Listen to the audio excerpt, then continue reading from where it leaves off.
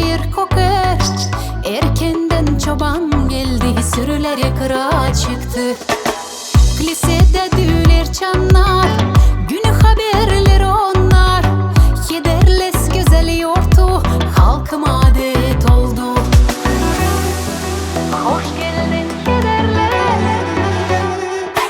Ay yozlu sen kederles, sevinir sana herkes.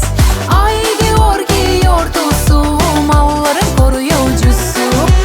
Ay yozlu sen kederles, getirdin umut haves. Ye belki güzel yortu, adeti halkın koru.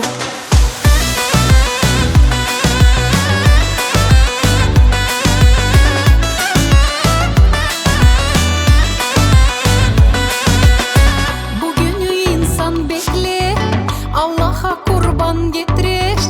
Olsun mallar sağlıkta, sıcak bulgur sofrada.